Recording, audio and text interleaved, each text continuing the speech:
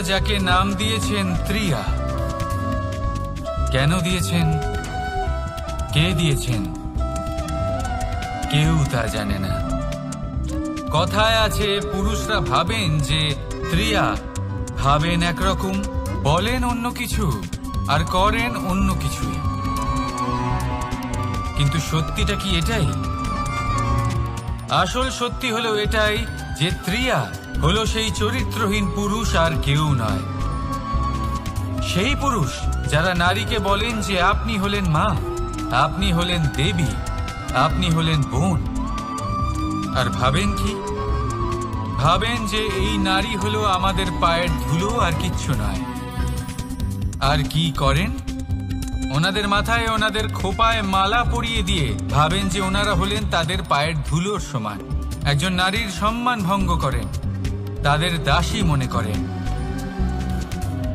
ভুলবেন না, যত্র নারী আস্ত পূজ্যন্তে রমন্তে তত্র দেবতা।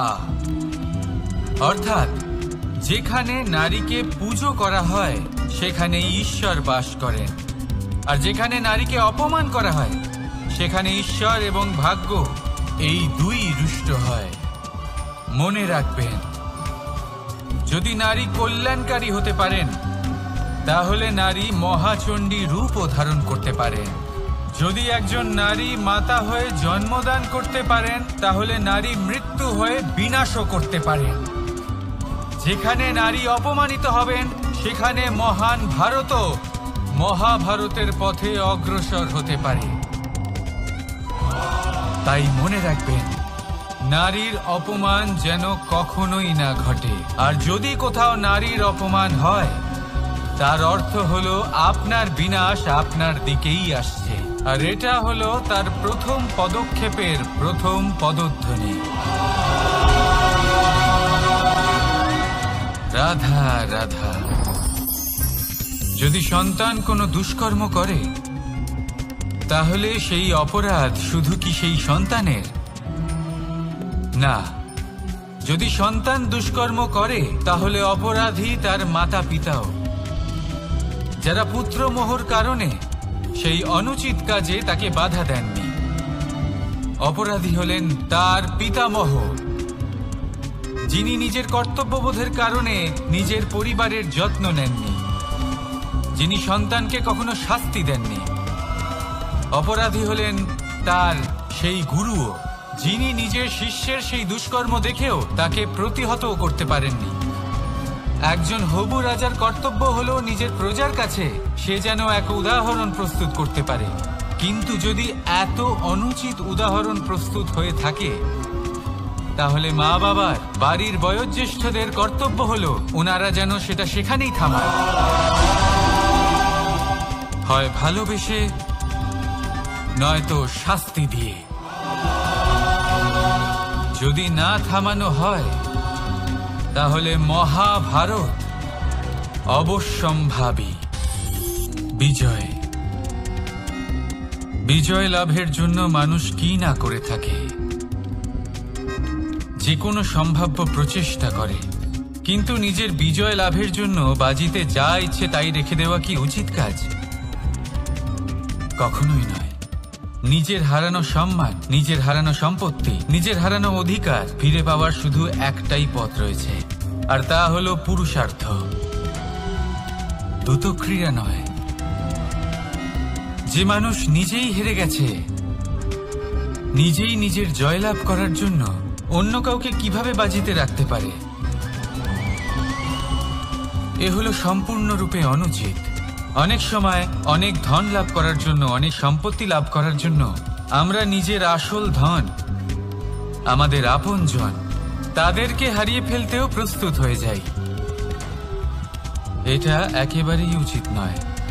যত বড়ই সংকট আসুক না কেন, আমাদের আপনজনদের আমাদের সাথেই রাখা উচিত। নিজের বিজয়ের জন্য ওনাদের বাজি রাখা ঠিক নয়। এই ভুল কেউ একজন করেছেন, আপনি তা ভুলেও করবেন না। রাধা রাধা। নারী জন্মসূত্রে কারোর কন্যা, ধর্মসূত্রে কারোর পত্নী, আর কর্মসূত্রে কারোর মা। আমাদের মনে এই ছবি আঁকা রয়েছে একজন নারীকে নিয়ে, তাই না? একটা অতুলনীয় ভূমিকা রয়েছে নারীদের আমাদের জীবনে, আর নারী ছাড়া আমরা কিছুই নই। কিন্তু অধিকার, সেখানে আমরা একটা ভুল করে বসি। যখন নারী একজন কন্যা থাকে, যখন সে জন্ম নেয়, তখন তার ওপর অধিকার থাকে তার পিতার। আর তারপর যখন বিয়ে হয়ে যায়, তখন তার অস্তিত্বের উপর অধিকার থাকে তার স্বামীর। আর যখন তিনি মা হন, তখন নিজেই তিনি জীবনের সমস্ত অধিকার দিয়ে দেন তার সন্তানকে। কিন্তু আমরা কি কখনো এটা ভেবেছি এই জীবন হলো তার নিজের? যে নারী সবার কল্যাণ করছেন, তার জীবনের অধিকারও তার কাছেই থাকা উচিত, তাই না? তার নিজের জীবনের সিদ্ধান্ত সে নিজেই নিতে পারেন, নিজেই নিজের ভাগ্যের রচয়িতা হতে পারেন। আর এর জন্য আমাদের নিজেদের পাল্টাতে হবে, দৃষ্টিভঙ্গি পাল্টাতে হবে। কারণ এই ধারণা সেটা আজ বা কালকের ব্যাপার নয়, এটা ঘটে চলেছে বহু বছর ধরে আর চলতেই থাকবে যদি আমরা এটা না বদলাই। আর এটা তখনই সম্ভব হবে যখন আমরা নিজেদের মধ্যে পরিবর্তন আনব। তাই আজকের পর থেকে, এই মুহূর্ত থেকে, কোনো নারীর ওপর অকারণ অধিকার স্থাপনের আগে সহস্রবার ভেবে দেখবেন। কারণ যখন নারী নিজের অধিকার কেড়ে নিতে বাধ্য হবেন, তখন শুধু এবং শুধুমাত্র বিনাশই ঘটবে। রাধা রাধা। অনেক ব্যক্তির মনে একটা প্রশ্ন জাগে আমাকে আর রাধাকে নিয়ে। বলেন যে, না আমি আর রাধা একসাথে থাকি, না আমাদের বিয়ে হয়েছে, আমি এখানে দ্বারকাতে, ও ওখানে বর্ষণাতে, তাও এত ভালোবাসা কি করে? এ কেমন সম্পর্ক? আমি তাদের একটা সহজ কথা বলতে চাই। আপনি কখনো আয়নার দিকে দেখেছেন? নিজের দুই চোখের দিকে তাকিয়ে জিজ্ঞাসা করুন, এই দুই চোখ একসাথে কেন বন্ধ হয়, একসাথে কেন খোলে, একসাথে কেন ঘুমোয়, একসাথে কেন কাঁদে? আজীবন কোনো এক মানুষের সাথে সম্পর্ক রাখা অবশ্যই সম্ভব, তাদের সাথে দেখা না করে। আমার আর রাধার ভালোবাসাও কিছুটা এরকমই, আর কিছুটা এরকমই হয় ভালোবাসা দুই নয়নের মতো, যারা কখনোই মিলিত হবে না, কিন্তু চিরকালের জন্য একসাথে জুড়ে থাকবে। এই অনুভূতি নিঃস্বার্থ হয়, আর এই নিঃস্বার্থ ভালোবাসা আপনাকে আনন্দের পথে অগ্রসর করে। জীবনে সবসময় নিঃস্বার্থভাবে ভালোবাসুন, শুধুমাত্র আনন্দই পাবেন। তাহলে আসুন আমার সাথে নিঃস্বার্থভাবে ভালোবেসে বলুন, রাধা রাধা। মানুষ, কোনো ব্যক্তির নির্মাণ হয় কিভাবে?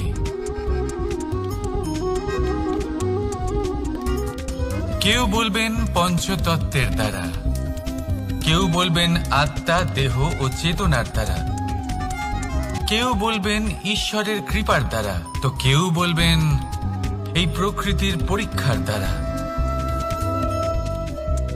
না, মানুষের নির্মাণ হয়ে থাকে বিশ্বাস দ্বারা। ব্যক্তি তখনই গড়ে ওঠেন যখন ব্যক্তিত্ব থাকে, ঠিক কিনা? আর ব্যক্তিত্ব তখনই হবে, আর সেরকমই হবে যেরকম বিশ্বাস আপনি নিজের উপরে রাখবেন। যদি আপনি মনে করেন আপনি বিষের ন্যায় হবেন, তাহলে আপনি বিষাক্তই হবেন। যদি আপনি এটা মনে করেন যে আপনি অমৃতের ন্যায় হবেন, তাহলে আপনি অমরই হয়ে যাবেন। যদি আপনি নিজের উপরে বিশ্বাস রাখেন যে আপনি সংসারের সব থেকে উঁচু পর্বতের শিখরে পৌঁছতে পারবেন, তাহলে আপনি অবশ্যই পৌঁছবেন। যদি আপনার এরকম মনে হয় যে আপনি এরকম কখনো করতে পারবেন না, তাহলে এরকম কখনোই হবে না। ভেবে দেখবেন, বিশ্বাসের মধ্যেই বিশ্ব বাস করে থাকে, তো আপনার অস্তিত্ব কেন করবে না? যেমন বিশ্বাস আপনি নিজের উপরে রাখবেন তেমনই আপনি হয়ে উঠবেন। সেই জন্য নিজের উপরে বিশ্বাস রাখুন, আর হ্যাঁ, ভালোবেসে বলুন রাধা রাধা। শত্রুতা, একজন মানুষ অন্য মানুষের সাথে শত্রুতা করে বসেন, দুজন ঘনিষ্ঠ বন্ধু। এমনও এক সময় আসতে পারে যখন এনারা একে অপরের শত্রু হয়ে ওঠেন। এর অনেকগুলো কারণ হতে পারে, কিন্তু মূল কারণ হলো আলোচনা। আগে হ্যাঁ, আপনি যদি কারোর বিষয়ে আলোচনা করেন তাহলে সে আপনার শত্রু হয়ে যেতে পারে। এবার মনে একটা প্রশ্ন আসতে পারে যে এটা কিভাবে সম্ভব হতে পারে? আলোচনা, এটা তো অত্যন্ত জরুরি। যদি আমি নিজের বন্ধুর খারাপ কাজের বিষয়ে আলোচনাই না করি তাহলে সে শুধরবে কি করে? এ কথা সত্যি যে আলোচনা আবশ্যক, কিন্তু তার থেকেও বেশি গুরুত্বপূর্ণ এবং আবশ্যক হলো আপনার এই সিদ্ধান্ত এটাই যে আপনার এই আলোচনা কোন স্থানে করবেন। যদি এটা সবার সামনে করবেন ভাবেন, তাহলে তা অপমানও হয়ে যেতে পারে। যদি এটা আলাদাভাবে করেন তাহলে তা পরামর্শ হয়ে যায়। অপমান কেউ স্বীকার করতে পারেন না, কিন্তু পরামর্শ সকলের ভালো লাগে। তাহলে যদি আপন কারোর জন্য ভালো কিছু চান, কাউকে শুধরে দিতে চান, আর আপনার মনে হয় আলোচনা আবশ্যক, তাহলে সর্বপ্রথম সময়, পরিস্থিতি আর স্থানের কথা মনে রাখবেন, নয়তো এই আলোচনা আপনাকে খুব ভোগাতে পারে। তাহলে আসুন আমার সাথে ভালোবেসে বলুন রাধা রাধা। আপনার জীবনেও কি সমস্যা রয়েছে? অবশ্যই থাকবে। প্রত্যেকের জীবনেই সমস্যা থাকে। প্রত্যেক মানুষ জিজ্ঞাসাও করেন যে এই সমস্যা আসলে কি আর কেন আসে এ জীবনে। আপনাকে একটা কথা বলে দিই যে সমস্যা আসলে সেটা নয় যা আপনার পথে বাধা সৃষ্টি করে, বরং সমস্যা হলো সেটাই যেটা আপনি তখন দেখতে পান যখন আপনার একাগ্রতা আপনার পথ থেকে, আপনার লক্ষ্য থেকে সরে যেতে থাকে। আর এই সমস্যাগুলি দূর করার জন্য, এর সমাধান করার জন্য একটাই পথ আছে, নিজের সমস্ত ভাবনা আরো একবার একাগ্র করুন নিজের পথের দিকে, নিজের লক্ষ্যের দিকে। আপনার সমস্ত ভাবনা যদি কেন্দ্রীভূত হয় নিজের লক্ষ্যে, তাহলে এই সমস্যা দূরে থাকবে। যদি এরকম না হয়, যদি আপনার মন একটু অন্যদিকে চলে যায়, তাহলে এই সমস্ত সমস্যা আবার সামনে চলে আসে আর বাড়তেও থাকে। দেখুন, যেখানে আপনার লক্ষ্য রয়েছে, বান যদি সেখানেই চালাতে হয়, তাহলে দৃষ্টি তো সেদিকেই রাখতে হবে। তবেই তো আপনি সেই লক্ষ্য ভেদ করতে পারবেন। সেই জন্য মনে রাখবেন, সর্বদা লক্ষ্য রাখবেন নিজের পথে, সেই পথেই সামনে এগোতে থাকুন নিজের লক্ষ্যের দিকে। আপনি যত সামনে এগোতে থাকবেন এই সমস্যা তত পিছিয়ে যাবে। তাহলে আসুন আমার সাথে ভালোবেসে বলুন রাধা রাধা। এই পাখিরা সত্যি খুব সুন্দর, আমার খুব ভালো লাগে। আপনি নিশ্চয়ই শুনে থাকবেন যে কিছু পাখির কাছে ডানা অবশ্যই থাকে, কিন্তু উড়তে পারে না। তারা চায় উঁচু আকাশে উড়ে বেড়াতে এবং মেঘেদের সাথে কথা বলতে, করতেই পারে না। এবার এই সংসারেও পাওয়া যায় ঘুড়িও। এদের মধ্যে না জীবন আছে, না প্রাণ আছে, আর না আছে ডানা, কিন্তু এরা আকাশের সাথে কথা বলে, হাওয়ার বেগের সাথে কথা বলে, আনন্দ করে, উৎফুল্ল হয়ে ওঠে, আকাশে জীবনের কিছু মুহূর্ত কাটায়। তার কারণ কি হতে পারে? কারণ হলো সুতো। এই সুতো যদি সঠিক হাতে থাকে, তাহলে এই কাগজের তৈরি ঘুড়িও আকাশের উচ্চতায় উড়ে বেড়াতে পারে। এবার এই সুতো আসলে কি? এই সুতো হলো আসলে ভালোবাসা, এই সুতো হলো আসলে বিশ্বাসের। আর এটা আপনি দিয়ে থাকেন তাদের হাতে যাদের আপনি বিশ্বাস করেন, যাদের আপনি নিজের সর্বস্ব দিয়ে দেন। ভেবে দেখুন, এই ভালোবাসা আর বিশ্বাসের সুতো আপনি যদি সঠিক মানুষের হাতে দিয়ে দেন, তাহলে আপনি অনেক উচ্চতায় উঠতে পারবেন, আকাশের উচ্চতায় উড়ে বেড়াতে পারবেন, মেঘের সাথে কথা বলতে পারবেন, পাখিদের মতো উড়তে পারবেন, যা ইচ্ছে তাই করতে পারবেন। শুধু এই মানুষ সঠিক হতে হবে, এমন একজন মানুষ যার মনে আপনার জন্য ভালোবাসা রয়েছে, এমন এক মানুষ যার মনে কোনো স্বার্থ নেই, যিনি পরোপকারী, এমন একজন ব্যক্তি যিনি আপনার অস্তিত্বকে বাইরে নিয়ে আসতে পারবেন, তাকে উজ্জ্বল করে তুলবেন। তাহলে ভালোবাসুন, আনন্দ করতে থাকুন, আর এই আনন্দ সহকারে বলুন, রাধা রাধা। আমরা সকলে এমন ব্যক্তির সাথে থাকতে চাই যারা খুব মিষ্টি কথা বলেন, যাদের ব্যবহার আমাদের ভালো লাগে, যারা দেখতে সুন্দর হন, যাদের আমরা পছন্দ করি। আর সবসময় এমন ব্যক্তির থেকে দূরে থাকতে চেষ্টা করি যাদেরকে আমরা পছন্দ করি না, যাদের কথা আমাদের খারাপ লাগে, যাদের কথা একটু কঠোর হয়। আমরা সবসময় চেষ্টা করি এদের থেকে দূরে থাকার, ঠিক কিনা? কিন্তু যদি বাস্তবটা দেখি, তাহলে এই কঠোরতা জীবনে শান্তির প্রলেপ দেয়। ওষুধও একটু কড়াই হয়, কিন্তু এ কি করে? আমাদের সুস্থ করে তোলে। ঠিক সেইভাবেই ভালোবাসার এই অধ্যায় একটু কঠিন, একটু কড়াও মনে হতে পারে, কিন্তু এর ফল সবসময় আপনাদের স্বাস্থ্যের পক্ষে ভালোই হয়। সেই জন্য যদি কেউ আপনার নিন্দে করে, আপনাকে কড়া কথা শোনায়, আপনার ব্যাপারে আলোচনা করে, তার মানে এটা নয় যে সে আপনার শত্রু। হতে পারে তিনি আপনার বন্ধু হন, আপনার জন্য ভালো চান, আপনাকে শুধরে নিতে চান, আপনার মধ্যে কোনো পরিবর্তন দেখতে চান। সেই জন্য কখনো কারোর কথা শুনে বা কাউকে দেখে প্রাথমিকভাবে এই সিদ্ধান্ত নেবেন না যে তিনি আপনার শত্রু হন নাকি আপনার বন্ধু হন। এমনও শত্রু হয়ে থাকেন যে গুড়ের মতো মিষ্টি মিষ্টি কথা বলে আসলে আপনাকে বিষ পান করিয়ে দেবেন। আর এমনও বন্ধু থাকেন যারা আসলে নিমের মতো কড়া কথা বলেন, কিন্তু আপনাকে অমৃত পান করান। এদের মধ্যে পার্থক্য করতে জানতে হবে, কে আসলে শত্রু হন আবার কে আসলে মিত্র হন। এই পার্থক্য যখন আপনি করতে শিখবেন, তখন আপনি এই সংসারের সব থেকে সুখী প্রাণী হয়ে উঠবেন। এই পার্থক্য বোঝা সহজ নয়, কিন্তু অবশ্যই আবশ্যক। রাধা রাধা। অসুখ। এমন কোনো মানুষ আছেন এই সংসারে যার অসুখ করে না? প্রত্যেক মানুষ কখনো না কখনো অবশ্যই অসুস্থ হয়েছে, তার এই শরীর রোগের শিকার অবশ্যই হয়েছে। এবারে দেখুন, এই রোগ আসে, আবার এই রোগ চলেও যায়, কিন্তু সেই রোগ আমাদের কষ্ট দিতে কেন সক্ষম হয়? কারণ হলো স্বচ্ছতা। যদি এই স্বচ্ছতা শরীরে না থাকে, তাহলে মানুষকে শারীরিক কষ্ট পেতেই হবে।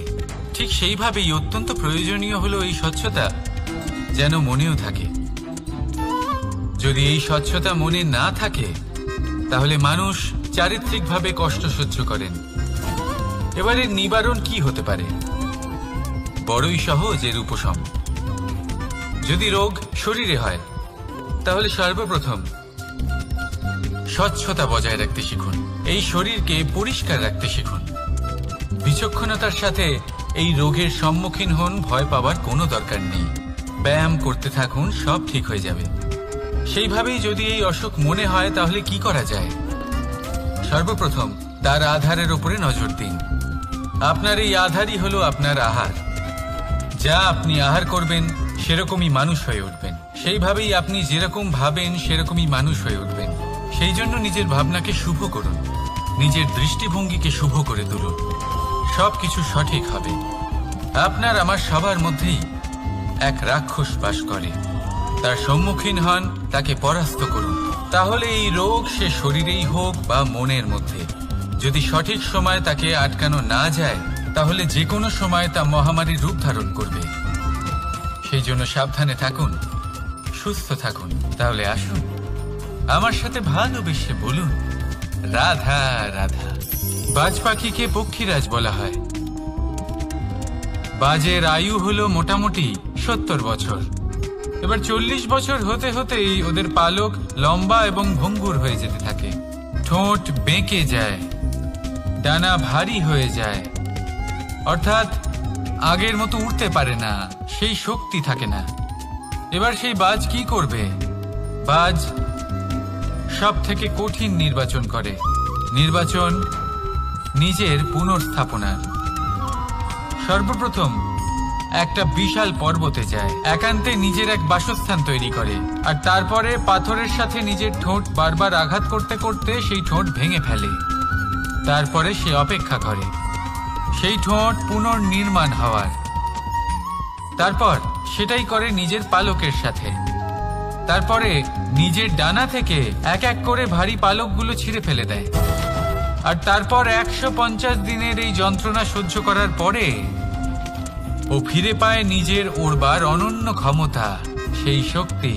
আর তারপরে ও জীবনের পরবর্তী 30 বছর বাঁচে। কি বুঝলেন আপনি?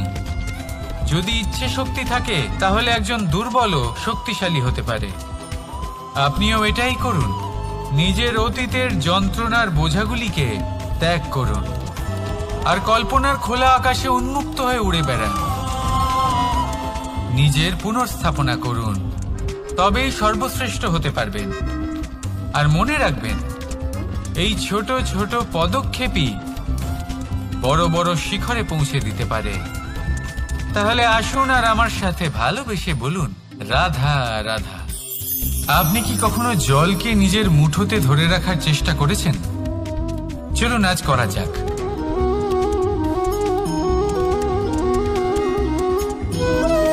যদি আপনি নিজের মুঠো জোরে বন্ধ করেন,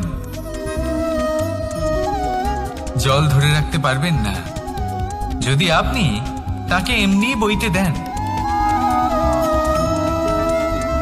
তাহলে ও নিজের পথ নিজেই করে নেবে আর আপনার হাতেও থেকে যাবে। আমাদের জীবনও হলো কিছুটা এরকম, জলের মতো। নিজের পথ নিজেই করে নেয় এই জীবন।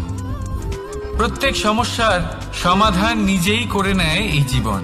তাই জীবনে যখন কোনো পরিস্থিতি আমাদের প্রতিকূল হয়ে থাকে, কিছুই হয়তো আমরা বুঝতে পারছি না, কিছুই যখন বসে থাকে না, তখন আমরা হতাশ হয়ে পড়ি, নিরাশ হয়ে পড়ি। আর এটাই করা উচিত নয়। শান্ত মনে দেখতে হবে যে এই জীবনে আসলে কি ঘটে চলেছে। কষ্ট সবাই ভোগ করেন। কষ্ট পেলে কেউ রেগে যান, রেগে গিয়ে পরাক্রম দেখান। এটাই তো করা উচিত নয়।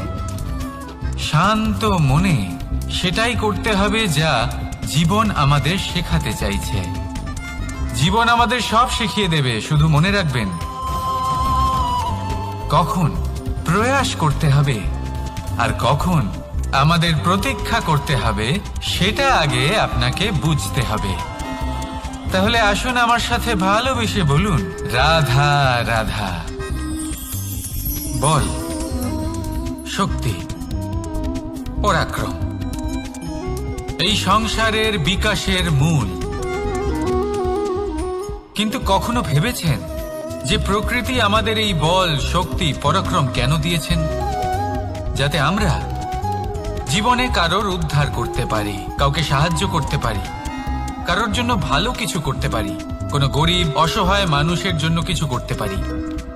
এই বল, এই শক্তির সদ্ব্যবহার করতে পারি। কখনো দেখেছেন এমন মানুষ যার কাছে অসীম শক্তি আছে, কিন্তু তার সাথেই অসম্ভব অহংকারও রয়েছে? যিনি নিজেকে সর্বশ্রেষ্ঠ বলে মনে করেন, খারাপ কাজও করেন। আপনি দেখবেন প্রকৃতি এবং মানুষ তাকে ভাঙতে সর্বদা চেষ্টা করেন। মনে রাখবেন, যতই সুবিশাল পর্বত হোক না কেন, তা যদি পথে পড়ে, তাকে ভেঙে পথ প্রশস্ত করা হয়। যদি আপনার কাছে বল থাকে, শক্তি থাকে, পরাক্রম থাকে, তাহলে তার সদ্ব্যবহার করুন। কাউকে সাহায্য করুন, কাউকে রক্ষা করুন। যদি আপনি আপনার শক্তির দুর্ব্যবহার করেন, তাহলে মনে রাখবেন আপনি নিজের বিনাশ নিজেই আমন্ত্রণ করছেন। এবার বল অর্জন করার পরে, শক্তি অর্জন করার পরে, আপনি নিজেকে বিনাশ করতে চান নাকি এই সংসারের উদ্ধার করতে চান? সিদ্ধান্ত আপনার। রাধা রাধা। মানুষ আর ধন, এই দুইয়ের মধ্যে সম্পর্ক খুব ঘনিষ্ঠ। ধন হলো সেই শক্তি যার ব্যবহার মানুষ করে থাকে সাংসারিক বস্তু ক্রয় করার জন্য, নিজের জীবন যাপন করার জন্য। আর মানুষ হলো সেই শক্তি যারা ধনকে গুরুত্বপূর্ণ করে তোলেন। এবার একটা কথা বলি, ব্যবহার করা উচিত ধনকে আর ভালোবাসা উচিত মানুষকে। এটা বেশিরভাগ মানুষই বোঝেন না। মানুষ এখানেই সব থেকে বড় ভুল করে বসেন।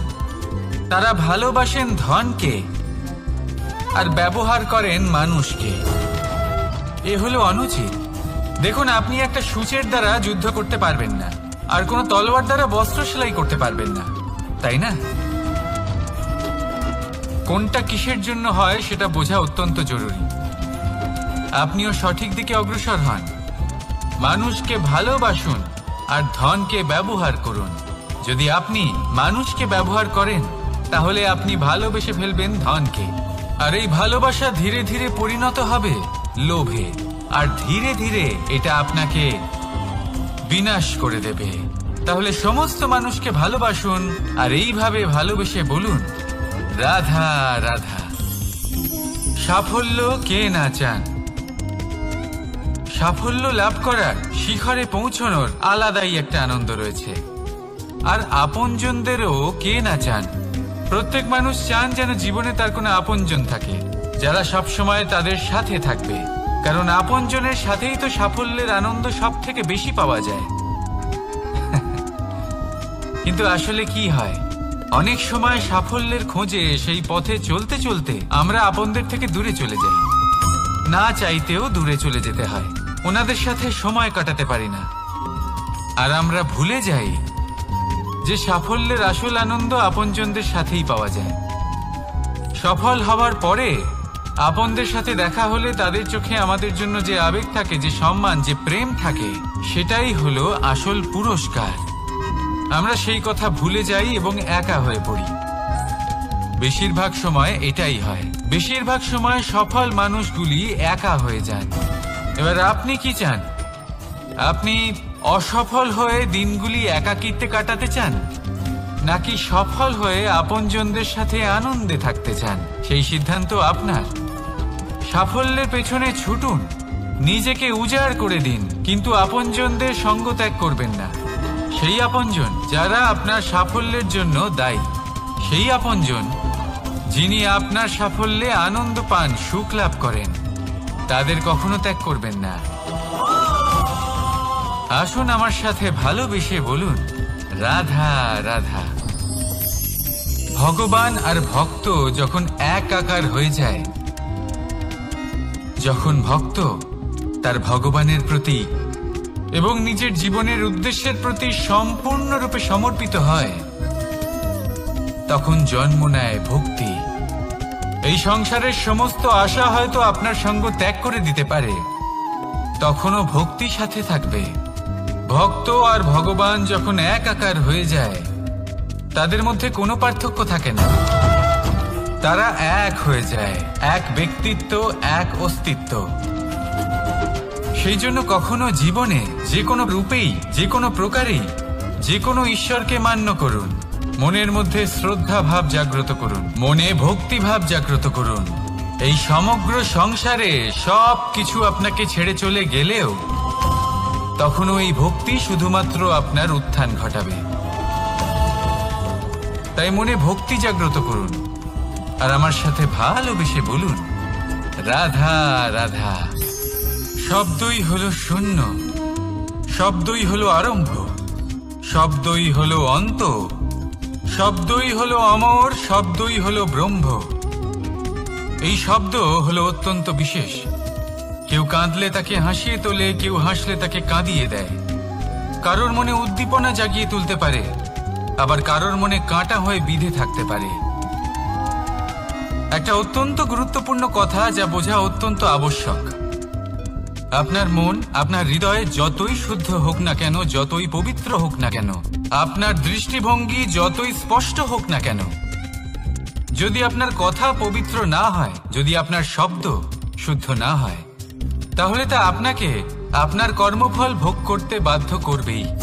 একটা সহজ উদাহরণ দিই। আপনার জীবনে এমন কেউ অবশ্যই থাকবেন যাকে আপনি পছন্দ করেন না, যিনি হয়তো অধর্মী মানুষ, যিনি হয়তো দুর্বুদ্ধি সম্পন্ন মানুষ, কিন্তু তার জন্য অপশব্দ প্রয়োগ করলে তার মধ্যে কোনো পরিবর্তন আসবে না, তার মানসিকতা বদলাবে না, শুধু মনে প্রতিশোধ স্পৃহা জেগে উঠবে, মনে হিংসা জাগবে, আর কিচ্ছু নয়। সেই জন্য নিজের শব্দকে নিয়ন্ত্রণ করুন, নিজের কথা সংযত করুন। শ্রেষ্ঠ থেকে শ্রেষ্ঠতর মানুষকেও সাবধানী হতে হয়, কারণ যদি এই শব্দের প্রয়োগ সঠিক না হয়, তাহলে আজীবন মানুষকে নির্বাক হয়ে থাকতে হতে পারে। তাহলে নিজের শব্দ নিয়ন্ত্রিত রাখুন, নিজের কথাকে শুভ করুন, এতে প্রেমবোধ জাগিয়ে তুলুন, আর সেই প্রেমবোধ নিয়েই বলুন রাধা রাধা। বরদান এবং অভিশাপ, এই দুই হলো একই মুদ্রার দুটি পিঠ। এই বরদান আমরা অনেক কারণে পেতে পারি, কখনো নিজের পরিশ্রমের কারণে, কখনো নিজের তপস্যার কারণে, কখনো আমাদের পূর্বপুরুষদের কর্ম ও তপস্যার কারণে। কিন্তু এই বরদান কতক্ষণ বরদান থাকবে তা আমরা নিশ্চিত করতে পারি না, তা সুনিশ্চিত করে শুধুমাত্র আমাদের কর্ম। যদি আপনাকে উদাহরণ দিই, আপনি রেশমের কীট দেখেছেন? ও বরদান পেয়েছে যে ও নিজের সুরক্ষার জন্য খোলস বানাতে পারে। এবারও তাতে এত মত্ত হয়ে যায় যে এমন এক আবরণ বানিয়ে ফেলে যাতে সে নিজেই আবদ্ধ হয়ে চাপা পড়ে মরে যায়। এটার তাৎপর্য কি? তাৎপর্য খুবই সরল। গর্ব করা খুবই ভালো, কিন্তু অহংকার করা কখনোই উচিত নয়। যদি অহংকার মনের মধ্যে প্রবেশ করে, তাহলে এই বরদান অভিশাপে পরিণত হতে সময় লাগে না। আর যদি কর্মশ্রেষ্ঠ হয়, তাহলে অভিশাপও বরদানে পরিণত হয়। তাহলে আসুন, শ্রেষ্ঠ কর্ম করুন আর আমার সাথে ভালোবেসে বলুন রাধা রাধা। সুখ, দুঃখ, মৃত্যু, মহামারী, এগুলো কখনো বলে আসে না, আবার জিজ্ঞাসা করেও আসে না। এমনই হয় দ্রুত ক্রীড়ার এই খেলায়। এক কারাগারের মতো, একটা মাকড়সার জালের মতো। যেমন একটা মাকড়সার জাল একটা পোকাকে নিজের দিকে আসতে আকর্ষিত করে নিজের চমকের দ্বারা, নিজের গঠন দ্বারা, সেরকমই দ্রুত ক্রীড়ার এই খেলা মানুষকে নিজের দিকে আসতে প্ররোচিত করে। শেষে গিয়ে মানুষ আটকা পড়ে। পার্থক্য শুধু এটাই, যখন এক পোকা এই জালে জড়িয়ে পড়ে তখন সে তার প্রাণ হারায়। মানুষ যখন এই দ্রুত ক্রীড়ায় আকর্ষিত হয়, সে নিজের মান, নিজের ধন সব কিছু হারায়, নিজের বিবেক হারিয়ে ফেলে। কিন্তু আপনি আপনার বিবেক কখনোই হারাবেন না। যদি আপনার মনে লোভ চলে আসে, আপনি লোভী হয়ে ওঠেন। যদি আপনি দ্রুত ক্রীড়ার এই খেলায় আটকা পড়েন, তাহলে মনে রাখবেন, এই খেলা থেকে ফিরে আসা প্রায় অসম্ভবই বলা যায়। নিজের বিবেক কখনো হারাতে দেবেন না, কারণ বিনাশ আসার প্রথম লক্ষণ হলো বিবেকের বোধ চলে যাওয়া। এই প্ররোচনায় কখনো পা দেবেন না। আর আমার সাথে ভালোবেসে বলুন রাধা রাধা। বিজয়, বিজয় লাভের জন্য মানুষ কি না করে থাকে, যে কোনো সম্ভাব্য প্রচেষ্টা করে। কিন্তু নিজের বিজয় লাভের জন্য বাজিতে যা ইচ্ছে তাই রেখে দেওয়া কি উচিত কাজ? কখনোই নয়। নিজের হারানো সম্মান, নিজের হারানো সম্পত্তি, নিজের হারানো অধিকার ফিরে পাওয়ার শুধু একটাই পথ রয়েছে, আর তা হলো পুরুষার্থ, দ্রুত ক্রীড়া নয়। যে মানুষ নিজেই হেরে গেছে, নিজেই নিজের জয়লাভ করার জন্য অন্য কাউকে কিভাবে বাজিতে রাখতে পারে? এ হলো সম্পূর্ণরূপে অনুচিত। অনেক সময় অনেক ধন লাভ করার জন্য, অনেক সম্পত্তি লাভ করার জন্য আমরা নিজের আসল ধন, আমাদের আপনজন, তাদেরকে হারিয়ে ফেলতেও প্রস্তুত হয়ে যাই। এটা একেবারেই উচিত নয়। যত বড়ই সংকট আসুক না কেন, আমাদের আপনজনদের আমাদের সাথেই রাখা উচিত।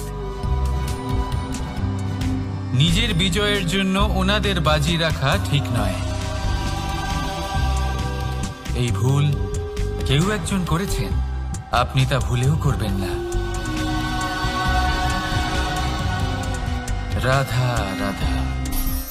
নারী জন্মসূত্রে কারোর কন্যা, ধর্মসূত্রে কারোর পত্নী, আর কর্মসূত্রে কারোর মা। আমাদের মনে এই ছবি আঁকা রয়েছে একজন নারীকে নিয়ে, তাই না? একটা অতুলনীয় ভূমিকা রয়েছে নারীদের আমাদের জীবনে, আর নারী ছাড়া আমরা কিছুই নই।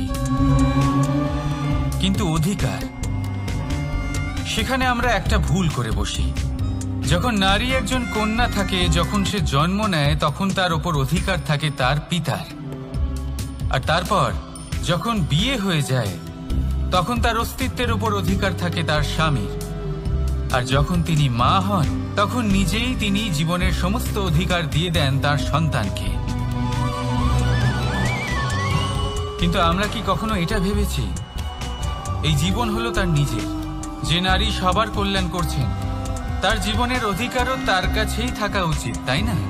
তার নিজের জীবনের সিদ্ধান্ত সে নিজেই নিতে পারেন, নিজেই নিজের ভাগ্যের রচয়িতা হতে পারেন। আর এর জন্য আমাদের নিজেদের পাল্টাতে হবে, দৃষ্টিভঙ্গি পাল্টাতে হবে। কারণ এই ধারণা সেটা আজ বা কালকের ব্যাপার নয়, এটা ঘটে চলেছে বহু বছর ধরে, আর চলতেই থাকবে যদি আমরা এটা না বদলাই। আর এটা তখনই সম্ভব হবে যখন আমরা নিজেদের মধ্যে পরিবর্তন আনব। তাই আজকের পর থেকে, এই মুহূর্ত থেকে, কোনো নারীর ওপর অকারণ অধিকার স্থাপনের আগে সহস্রবার ভেবে দেখবেন। কারণ যখন নারী নিজের অধিকার কেড়ে নিতে বাধ্য হবেন, তখন শুধু এবং শুধুমাত্র বিনাশই ঘটবে। রাধা রাধা। যদি সন্তান কোনো দুষ্কর্ম করে, তাহলে সেই অপরাধ শুধু কি সেই সন্তানের? না। যদি সন্তান দুষ্কর্ম করে, তাহলে অপরাধী তার মাতা পিতাও, যারা পুত্রমোহর কারণে সেই অনুচিত কাজে তাকে বাধা দেননি। অপরাধী হলেন তার পিতামহ, যিনি নিজের কর্তব্যবোধের কারণে নিজের পরিবারের যত্ন নেননি, যিনি সন্তানকে কখনো শাস্তি দেননি। অপরাধী হলেন তার সেই গুরুও, যিনি নিজের শিষ্যের সেই দুষ্কর্ম দেখেও তাকে প্রতিহত করতে পারেননি। একজন হবু রাজার কর্তব্য হলো নিজের প্রজার কাছে সে যেন এক উদাহরণ প্রস্তুত করতে পারে। কিন্তু যদি এত অনুচিত উদাহরণ প্রস্তুত হয়ে থাকে, তাহলে মা বাবার, বাড়ির বয়োজ্যেষ্ঠদের কর্তব্য হলো ওনারা যেন সেটা সেখানেই থামায়। ধন, সম্পদ, ঐশ্বর্য, মানুষ হয় নিজের সৌভাগ্যের দ্বারা এগুলো লাভ করে থাকেন বা কর্মের দ্বারা। সৌভাগ্য আসলে কি? গ্রহের দশা, যা প্রত্যেক মুহূর্তে বদলাতে থাকে। কর্মের মাধ্যমে যখন আপনি ধন অর্জন করেন, তখন সেই ধন আপনার আগামী প্রজন্ম লাভ করে। সেটা হয় সে ভোগ করে বা তার জন্য তার ভোগান্তি হয়। আর এটা নির্ভর করছে আপনার কর্মের ওপরে। কি কর্ম করেছেন আপনি সেই ধনকে লাভ করার জন্য? যদি আপনি সৎপথে চলেন, নিষ্ঠা ভরে আপনি কর্ম করে থাকেন এবং তার ফলে আপনি ধন অর্জন করে থাকেন, তাহলে আপনার আগামী প্রজন্ম সেটা ভোগ করবে, সেটা প্রয়োগ করবে নিজের বিকাশের জন্য। কিন্তু যদি আপনি কুকর্ম করে থাকেন, কোন রকম ছলনা করে থাকেন এই ধন লাভ করার জন্য, তাহলে 100% আপনার আগামী প্রজন্মকে এর জন্য ভুগতেই হবে। তাহলে আপনি কি চাইবেন? যে আপনার আগামী প্রজন্ম সুখ ভোগ করবে, নাকি আপনার কুকর্মের পরিণাম ভোগ করবে? নির্বাচন আপনারই। আসুন আমার সাথে ভালোবেসে বলুন, রাধা রাধা। লোভ আপনার অন্তরের আরো একটা শত্রু। দেখতে গেলে এটা একটা শব্দ, একটা সংস্কৃত শব্দ। লব ধাতু থেকে উৎপন্ন হয়েছে। এর অর্থ কিছু লাভ করা। কিছু লাভ করা অনুচিত নয়, আরো কিছু লাভ করাও অনুচিত নয়, কিন্তু সব থেকে বেশি আমি লাভ করব। আমি আরো চাই, আরো বেশি চাই, আরো বেশি পেতে চাই। এটাই হলো লোভ। আর এই লোভ যখন গ্রাস করে তখন আপনি যা পেতে চান, সে ধনই হোক বা মানই হোক, তা অর্জন করার জন্য মানুষ যে কোনো স্তরে পৌঁছে যেতে পারে। যদি মানুষ ধন অর্জন করতে চান তাহলে তার জন্য তারা অধর্মের পথেও চলতে পারেন। যদি সম্মান অর্জন করতে চান তাহলে অন্য মানুষকে ছোটও করতে পারেন। শেষ পর্যন্ত আপনার এটা মনে হতে পারে যে যদি একটু অল্পই প্রাপ্ত করতাম কিন্তু ভালোবেসে প্রাপ্ত করতাম, এই জীবন আরো অনেক বেশি সুখী হতো। লোভ আপনার জীবনে, আপনার মনে কখন যে প্রবেশ করবে সেটা আপনি জানতেও পারবেন না। তাই এটা চিনতে শিখুন আর তৎক্ষণাৎ জীবন থেকে বাইরে ফেলে দিন। যা কিছু লাভ করতে চান তা ভালোবেসে লাভ করুন, আর সেই ভালোবাসার সাথেই বলুন রাধা রাধা। জীবনে ক্ষমা চাওয়া তাও কিছুটা সহজ, ক্ষমা করতে পারা অত্যন্ত কঠিন। ক্ষমা 2 অক্ষরের এই শব্দ হতে পারে, কিন্তু অত্যন্ত বড় এই শব্দ, অত্যন্ত গুরুত্বপূর্ণ এই শব্দ। কখনো কখনো অন্য কাউকে ক্ষমা করে দেওয়া তাও কিছুটা সহজ কাজ, কিন্তু নিজেকে ক্ষমা করতে পারা অত্যন্ত কঠিন হয়ে দাঁড়ায়। অতীতে যদি আমাদের এমন কোনো ভুল হয় যে কারণে আমরা নিজেকে ক্ষমা করতে পারি না, অনেক সময় এমন কিছু ভুল করে বসি যে বিষয় শুধু আমরাই জানি, কিন্তু আমরা নিজেকে ক্ষমাই করতে পারি না, আর আমাদের বিকাশ সেখানেই স্তব্ধ হয়ে যায়। কারণ যদি আপনি ক্ষমা করতে না শেখেন, নিজেকে ক্ষমা যদি না করতে পারেন, তাহলে তা আপনার জীবনের সব থেকে বড় বাধা হয়ে দাঁড়াবে। সেই জন্য জীবনে অবশ্যই শিখুন যে কিভাবে নিজেকে ক্ষমা করতে হয়, আর শিখুন যে আগের করা ভুল আবার কি করে না করা যেতে পারে। এই মন হালকা হবে আর প্রসন্ন হয়ে বলবে রাধা রাধা। এই সংসারে যখনই কোনো সমস্যা আসে তখন আমরা আমাদের সব থেকে বড় সম্বলের কাছে আশ্রয় খুঁজি, তা হলো আমাদের বিশ্বাস। এবার প্রশ্ন হলো এটাই যে এই বিশ্বাস কার উপর করা যেতে পারে? পরিবারের উপর, বন্ধুর উপর, নাকি তাদের উপর বিশ্বাস করা উচিত যাদেরকে আমরা কখনো সঙ্গ দিয়েছি?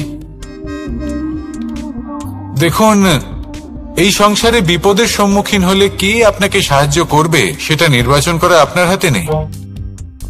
সেটা সেই সকল ব্যক্তির উপর নির্ভরশীল যে তারা আপনাকে সাহায্য করবে নাকি করবে না। অর্থাৎ যখনই কোনো বিপদ আসে সর্বপ্রথম তার সম্মুখীন আমাদের নিজেকেই হতে হয়, আর তার জন্য প্রস্তুত থাকা প্রয়োজনীয়। সেই শক্তি, সেই সাহস অর্জন করা প্রয়োজনীয়।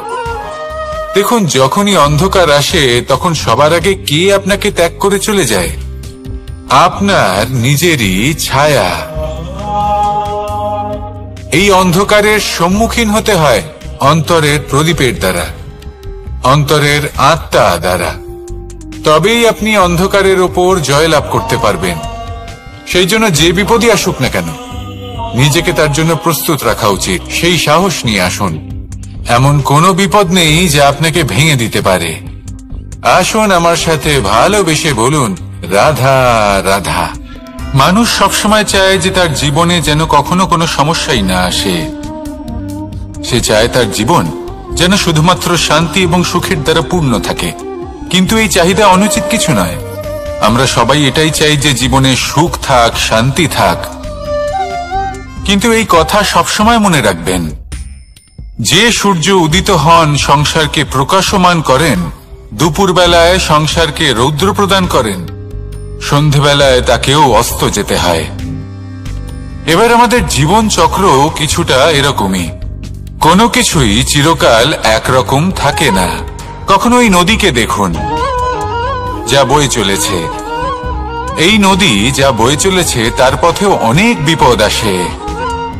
বড় বড় পাথরের সম্মুখীন হয়ে তাকেও সামনে এগিয়ে যেতে হয়। একটি পুকুর যা চারদিক থেকে ঘেরা, তার জীবনে কিন্তু কোনো সমস্যা নেই। কিন্তু এই সংসারে পুকুরের পুজো করা হয় না, পুজো করা হয় নদীকে। মনে রাখবেন, সমস্যার ঊর্ধ্বে তিনি উঠতে পারেন যিনি সমাধি লাভ করেছেন, যিনি এই সংসারেই নেই। যিনি এই সংসারে আছেন এবং জীবিত আছেন, তার জীবনের সমস্যা হলো শ্বাসবায়ুর মতোই গুরুত্বপূর্ণ। আসুন আমার সাথে ভালোবেসে বলুন, রাধা রাধা। আজ আমি আপনাকে একটা ছোট্ট কাহিনী শোনাবো।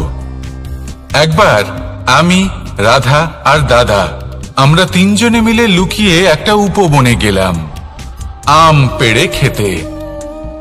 অনেক পরিশ্রম করে আমরা ওখানে পৌঁছলাম আর আমরা আশ্চর্যচকিত হয়ে গেলাম এটা দেখে যে এবার তো আম পাকেইনি।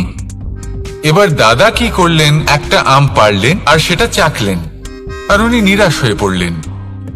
উনি বললেন যে এটা তো খুবই টক। তারপর রাধা একটা আম পাড়লো আর সেটা চেখে দেখল, আর রাধা উৎসাহিত হয়ে পড়ল। আমি রাধাকে জিজ্ঞেস করলাম, কি হয়েছে, তুমি এত উৎসাহিত কেন? তখন রাধা বলল যে এবার এত বেশি টক আম হয়েছে যে এগুলো দিয়ে আমরা আচার বানাবো। তাহলে দাদা ওখান থেকে বেরিয়ে গেলেন নিরাশ হয়ে এবং খালি হাতে। রাধাও ওখান থেকে বেরিয়ে গেল কিন্তু উৎসাহিত হয়ে, আর অনেকগুলো কাঁচা আম সাথে নিয়ে। এর থেকে আমরা কি শিক্ষা পেতে পারি? যে প্রত্যেকটা স্থানে এমন কিছু রয়েছে যেখান থেকে আমরা কিছু একটা শিক্ষা লাভ করতে পারি, যা আমাদেরকে বিকাশের পথে নিয়ে যেতে পারে। এই শিক্ষা প্রত্যেক স্থানে আছে। সবকিছু আমাদের দৃষ্টিভঙ্গির উপর নির্ভর করছে। যখনই আমাদের জীবনে, আমাদের সম্পর্কে কোনো সমস্যা, কোনো বিপদ আসে, তখন বেশিরভাগ মানুষ সেই বিষয় নিয়ে দুঃখী হয়ে পড়েন। আর কিছু মানুষ এমনও থাকেন যারা শেষ পর্যন্ত তার সমাধান করেন, বিপদকে পরাজিত করেন, সম্পর্কগুলিকে আবার জুড়ে দেন। যদি আপনি সুখের খোঁজ করেন তাহলে আপনি সুখ অবশ্যই পাবেন, প্রসন্নতা অবশ্যই পাবেন। যদি আপনি দুঃখ খোঁজেন তাহলে দুঃখ অবশ্যই পাবেন। এবার আপনি কি খুঁজতে চান, সেই চয়ন আপনারই। আসুন আর আমার সাথে ভালোবেসে বলুন, রাধা রাধা। কখনো কোনো প্রজাপতিকে উড়তে দেখেছেন? কি সুন্দর উড়ে বেড়ায় সে, এক ফুল থেকে অন্য ফুলে, এক পাতা থেকে অন্য পাতার উপর। কিন্তু সে কিভাবে উড়তে শেখে কখনো ভেবেছেন? জন্ম থেকেই কিন্তু প্রজাপতির ডানা থাকে না, ও কিন্তু ছোট্ট একটা ডিমের আকারে জন্ম লাভ করে। তারপর সেই ডিমটি ভেঙে একটি কীট বাইরে আসে। আস্তে আস্তে সে বড় হয়, ওর শক্তি বৃদ্ধি পায়। তারপর সে সেই কীট দশা ত্যাগ করে নিজের ডানাগুলি মেলে। এই প্রক্রিয়া তার কাছে সরল নয়, অত্যন্ত যন্ত্রণাদায়ক প্রক্রিয়া, কিন্তু সে সেই যন্ত্রণা মেনে নেয়। আর তারপর আস্তে আস্তে সে উড়তে শেখে। শুধুমাত্র আকাশে উড়ে বেড়ায় তা নয়, আমাদের মনের মাঝে উড়ে বেড়ায়। এবার এই ডিম থেকে প্রজাপতি হয়ে ওঠার যে যাত্রা, এটা যতটা কঠিন, ততটাই কঠিন হয় এই সংসারে শ্রেষ্ঠ কর্ম করা, ততটাই কঠিন হয় এই সংসারে মহান হয়ে ওঠা। সেই জন্য প্রয়োজনীয় প্রচেষ্টা এবং সময়। নিরন্তর প্রচেষ্টা করতে থাকুন, পর্যাপ্ত সময় নিন, এবং আপনি নিজেকে এই আকাশে উড়ন্ত অবস্থায় পাবেন। আসুন আমার সাথে ভালোবেসে বলুন, রাধা রাধা, রাধা রাধা।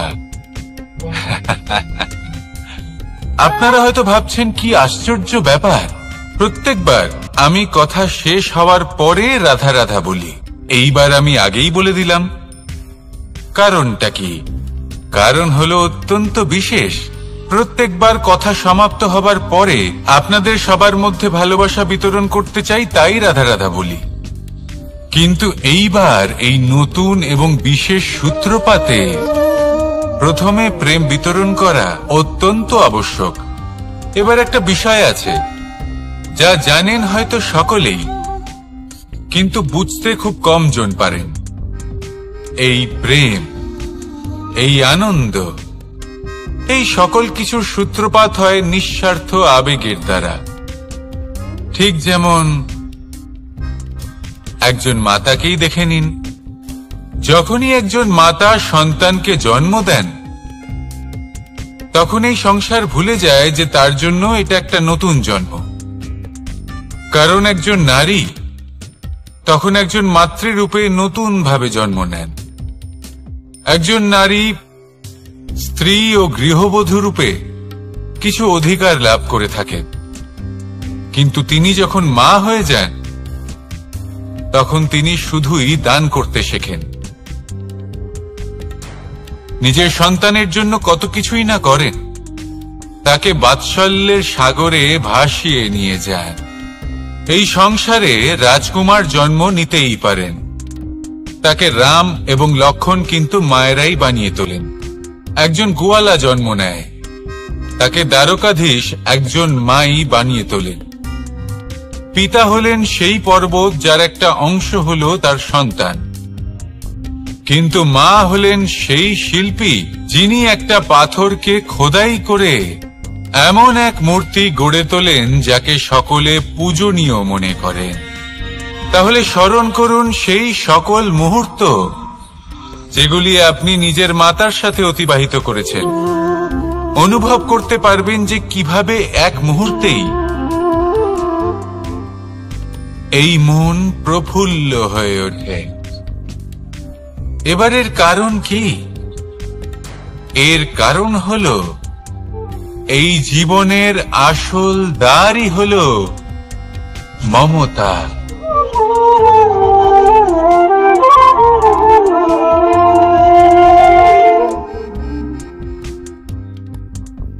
যত শক্তিশালী এই মন তত শক্তিশালী এই শরীরও। এই যে আমাদের শরীর, এটা আসলে কি? এ হলো একটা রথের মতো, আর একটা রথ ততক্ষণ চলতে পারবে না যতক্ষণ না তাকে কোনো সারথি চালাবে। এই মন হলো শরীরের সারথি। এবার ভাবুন, যদি এই সারথি শক্তিহীন হয়, দুর্বল হয়, তাহলে এই রথের কি হবে? এটা উচিত পথে চলতে পারবে না, উচিত গতিতে চলতে পারবে না, মন মতো স্থানে এটা পৌঁছতেও পারবে না। সেই জন্য মনের শক্তি অত্যন্ত প্রয়োজনীয়। এবার মনের শক্তি আমরা কোথা থেকে লাভ করি? দৃঢ়তার শক্তি থেকে। এবার এই শক্তি আমরা কিভাবে বাড়াতে পারি? আমরা প্রতিদিন কিছু নতুন স্থির করি, কিছু ছোট কিছু বড়, আর যেই আমরা নতুন কিছু পূর্ণ করি আমাদের মনের শক্তি বেড়ে যায়। আর যদি পূর্ণ না করতে পারি মনের শক্তি কমে যায়। একটা দেওয়ালের মতো ছোট ছোট ছোট ছোট শিলা আমরা একটার পর একটা স্থাপন করে একটা দেওয়াল তৈরি করি। এতগুলো পাথর যখন একত্রিত হয়ে যায় তখন এমন এক দেওয়াল তৈরি হয় যাকে ভাঙা প্রায় অসম্ভব হয়ে দাঁড়ায়। সেরকমই হয় মন এবং দৃঢ়তা। ছোট ছোট কাজ করে নিজের লক্ষ্য পূর্ণ করুন। এই লক্ষ্য যদি পূর্ণ হয় তবে মনের শক্তি বাড়বে। কিছুটা এইভাবে যে যত বড়ই বিপদ আসুক না কেন সেই বিপদ নিজে হার মেনে নেবে, কিন্তু আপনার মন ততটাই শক্তিশালী থাকবে। তাই মনের শক্তি বাড়াতে থাকুন যাতে আপনি উচিত পথে চলতে পারেন, উচিত গতিতে চলেন আর মনোবাঞ্ছিত স্থানে পৌঁছতে পারেন। তবেই এই মন প্রসন্ন হয়ে বলবে, রাধা রাধা। আমি রাধাকে ভালোবাসি, আর এই কথাটা সমগ্র সংসার জানে। আর সময় অন্তরে লীলার দ্বারা, বিভিন্ন ঘটনা দ্বারা, কর্মের দ্বারা আমি নিজের এই ভালোবাসা রাধার সামনে প্রকাশ করি। এবার আপনি বলবেন, এসবের কি প্রয়োজন? রাধা কি এই কথা জানে না যে কৃষ্ণ তাকে কতটা ভালোবাসে? অবশ্যই জানে, কিন্তু এই যে ভালোবাসা তা মনে রেখে দেওয়ার জন্য নয়, তা প্রকাশ করার জন্য। আর বারংবার এই ভালোবাসাকে প্রকাশ করা উচিত, উচিত সময় এবং উচিত সুযোগ দেখে। কিরকম? এবার যদি আপনি প্রেমীর সাথে কোনো উৎসবে থাকেন তাহলে তার সাথে নৃত্য সঙ্গীত করুন। যদি ভিড়ের মাঝে থাকেন তখন প্রেমীকে সম্মান করুন, একান্তে প্রসাধন করুন। দুঃখের সময় তার হাত ধরে থাকুন, সুখের সময় আলিঙ্গন করে রাখুন। এই প্রেম যত প্রকাশ করবেন ততই এই প্রেমের বৃদ্ধি হবে। এই প্রেম আরো বেশি গভীর হবে, অটুট হবে। তাই এই প্রেমকে মনে নয়, আপনার জীবনে স্থান দিন। মন খুলে প্রকাশ করুন আর আমার সাথে ভালোবেসে বলুন, রাধা রাধা। মুঠো হাতের শক্তি বেশি, মুঠো খুললেই তা দুর্বল। তা এমন কি থাকা উচিত এই বন্ধ মুঠোয় যা লাখের সমান? মানসিকতা এবং স্বপ্ন। মানুষ জন্মগ্রহণ করে, তার মানসিকতা সময়ের সাথে উন্নত হয়। মানসিকতা অনুযায়ী সে স্বপ্ন দেখে, আর সেই স্বপ্ন সার্থক করতে সে পরিশ্রম করতে থাকে। কিন্তু খুব গুরুত্বপূর্ণ একটা কথা আছে যা আপনার মনে রাখা উচিত। আপনার এই মানসিকতা, আপনার এই স্বপ্ন, তা যেন আপনার নিয়ন্ত্রণে থাকে। আপনার বন্ধ মুঠোয় যেন এর লাগাম থাকে, আপনি যেন এর প্রভু হন। যদি তা হয় তবেই আপনি লাভবান হবেন। যদি এরা আপনাকে নিয়ন্ত্রণ করতে থাকে, যদি আপনার মুঠো খুলে যায়, না পথ আপনার নিয়ন্ত্রণে থাকবে, না মানসিকতা থাকবে, না স্বপ্ন নিয়ন্ত্রণে থাকবে। আর যদি তাই হয় তাহলে আপনি আপনার ভবিষ্যৎ নষ্ট করে ফেলবেন।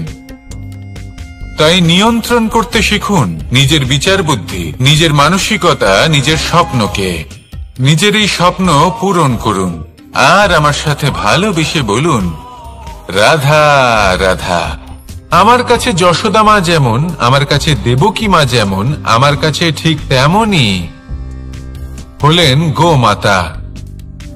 এবার ভেবে দেখার বিষয় হলো এটা যে এই সংসারে অসংখ্য প্রাণী আছে। একজন গাইকে একজন মায়ের মর্যাদা কেন দেওয়া হয়? তাহলে এর অনেকগুলো কারণ আছে।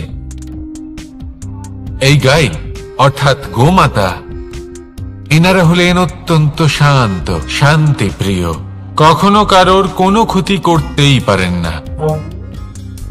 গোমাতা যে দুধ নিজের বাছুরকে পান করান সেই দুধই আমাদেরও দেন। সেই দুধ পান করে আমরা শক্তি লাভ করি। এই দুধ থেকে আমরা মাখন, ঘি, পায়েস, এইসব সুস্বাদু খাবার লাভ করি।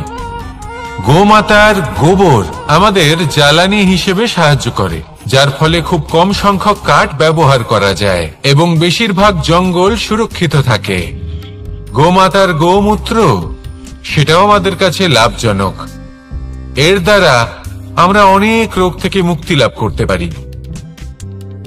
গোমাতা যখন একটি বাছুরকে জন্ম দেন তখন সেই বড় হয়ে আমাদের ক্ষেত কর্ষণ করে। সেই জন্য গাইকেও জীবনে মায়ের মর্যাদা দেবেন। যতটা সম্ভব তাকে সেবা করুন এবং ভালোবেসে তাকে পালন করুন। এই মন নিজে থেকেই প্রসন্ন হয়ে বলবে, রাধা রাধা। চলতে থাকা,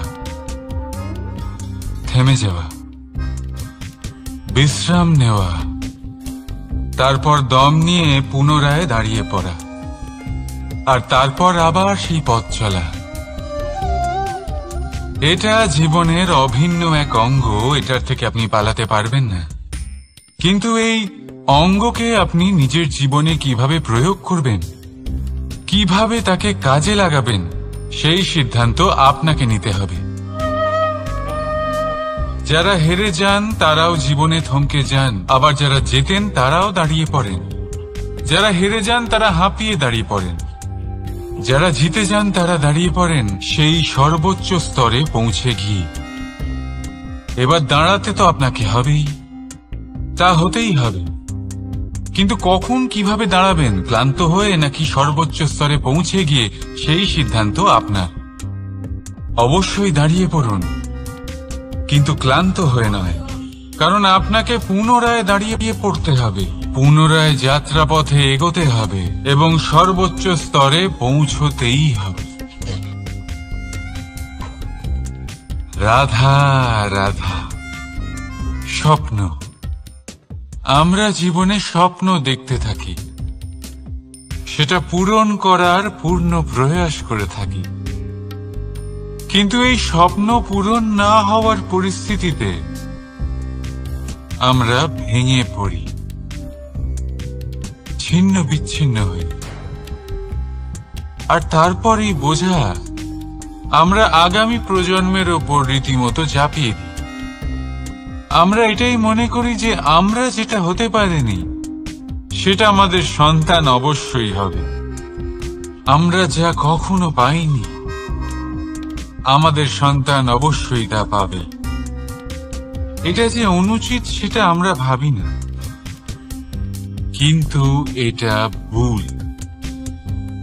আর এই ভুল আমরা সকলেই করে থাকি। সন্তান প্রকৃতি আর পরমাত্মার আশীর্বাদ।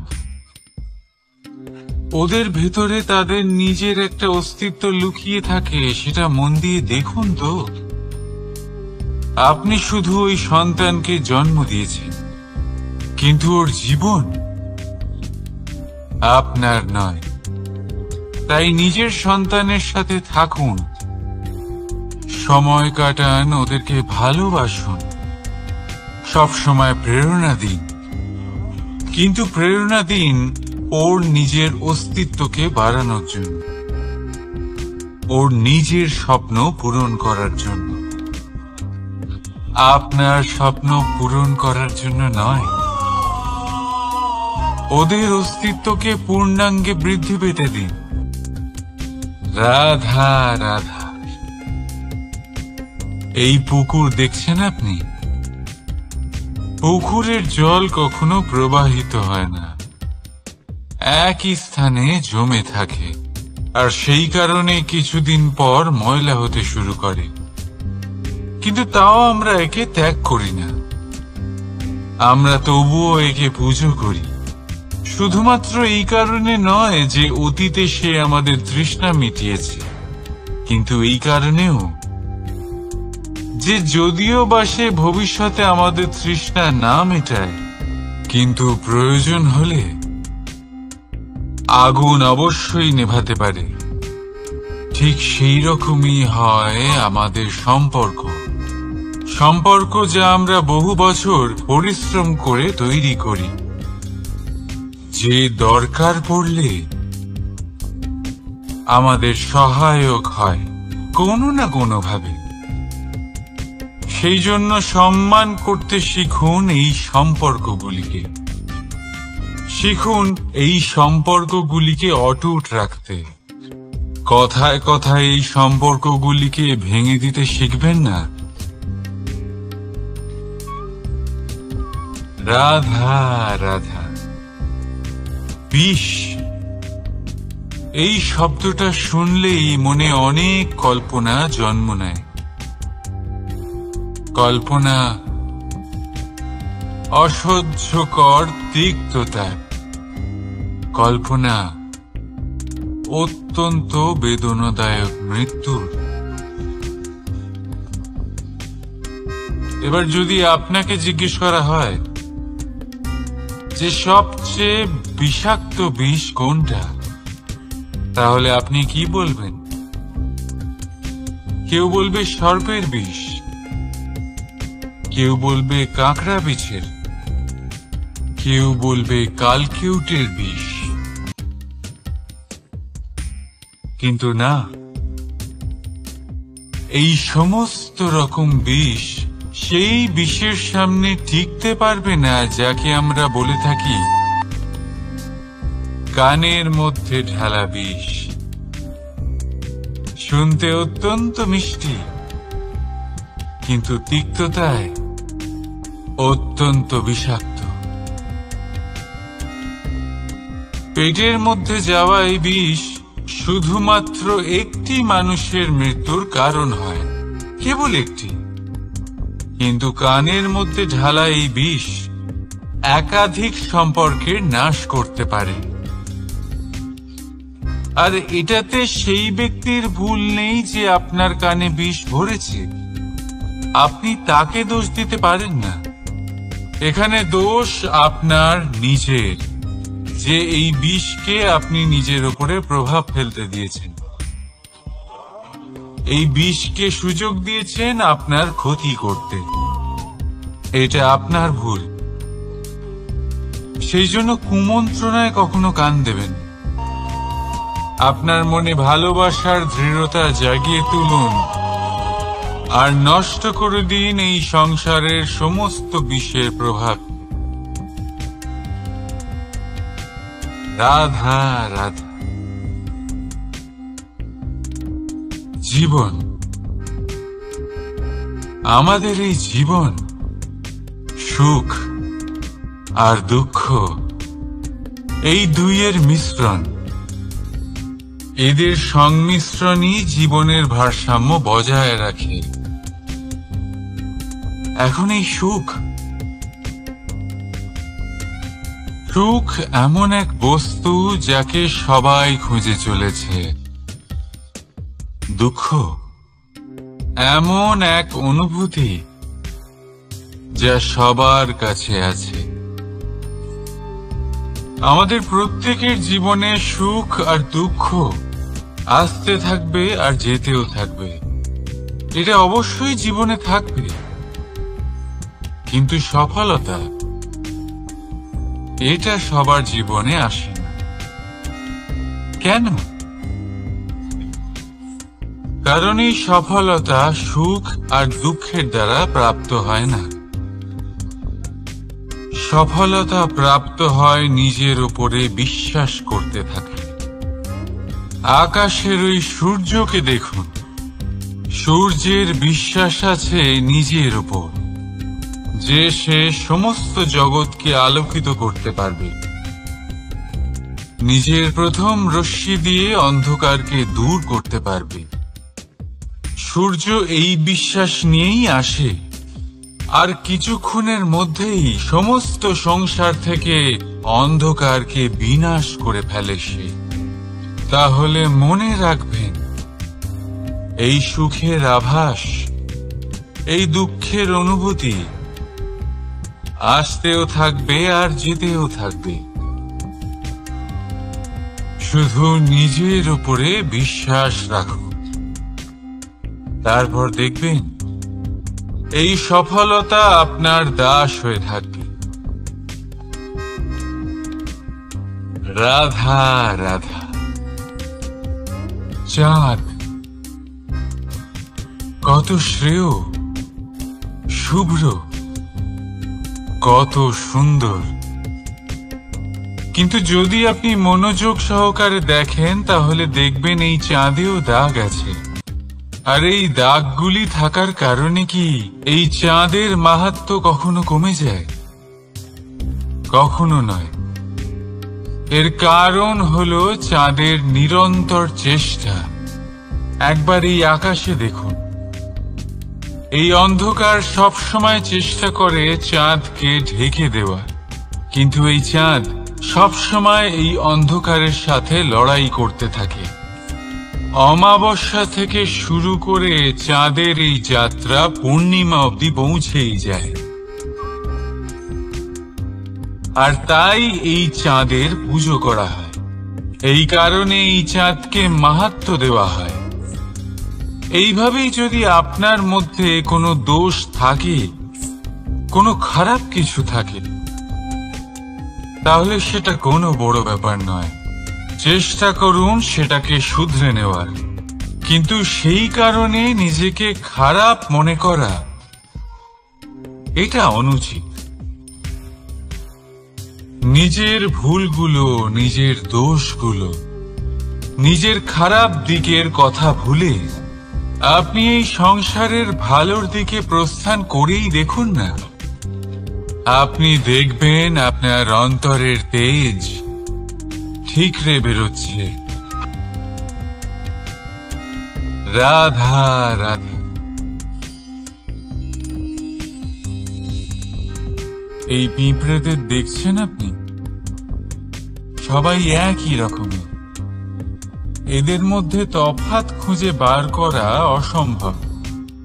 মনে হয় যেন ওদের আলাদা আলাদা অস্তিত্বই নেই। কিন্তু যদি আপনি মন দিয়ে দেখেন তাহলে দেখবেন প্রতিটা পিঁপড়ের আলাদা কাজ নির্ধারিত, তাদের আলাদা অস্তিত্ব আছে। কেউ বাড়ি বানানোর জন্য মাটি সংগ্রহ করতে পটু, কেউ ঢিবি বানাতে পটু, কেউ খাবার খোঁজায় পটু, আবার কেউ সেই খাবার আনায় পটু। ঠিক সেরকমই হয় মানুষেরা। মনে হতেই পারে সবাই একই রকম, কিন্তু কিন্তু প্রতিটা মানুষের ব্যক্তিত্ব, প্রতিটা মানুষের অস্তিত্ব ভিন্ন হয়। আর সত্যি কথা বলতে কি, প্রতিটা মানুষের ভিন্নতাই আমাদের প্রগতির দিকে নিয়ে যায়।